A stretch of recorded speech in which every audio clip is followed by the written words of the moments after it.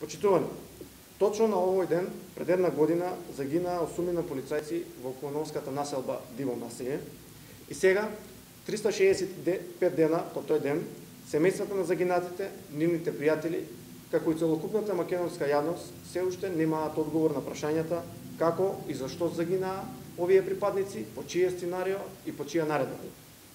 За нас и тогаш и сега, сосема легитимно е барањето за специјална и независна истрага за случајот Диво населје, бидејќи и покрај судскиот процес остануваат многу неодговорени прашања. Во овој тажен ден поставуваме директни прашања до дополнителниот заменик министер во МВР Митко Чавков. Дали имало директни врски меѓу вооружената група со македонските безбедносни агенции, информации што ги објавија медиумите во Косово или преведено на наш јазик, дали имало врски меѓу вооружената група и луѓе од фамилијата на власт?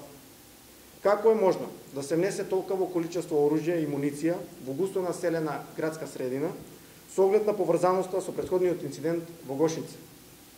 Зошто само 3 дена по полициската акција, која власта патем речено ја оцени за успешна, оставки си поднесоа министрите за внатрешни работи Јанкуловска и директорот на ДБК Мијалков?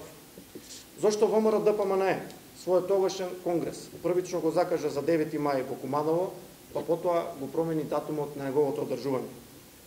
Зошто и покрај барањата на дел од соседните земји и представници на меѓународната заедница, токму вие не дозволивте меѓународна истрага за овој случај, правдајќи се дека се е во рацете на обвинителството?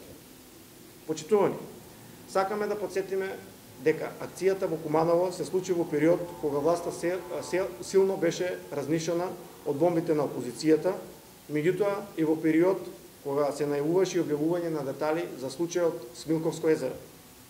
Поради нарушениот кредибилитет и голема партизираност на институциите, што е нотирано и во повеќе извештаи, а посебно во извештајот на Прибе, бараме специјалното јавно обвинителство да ја преземе надлежноста за овој случај.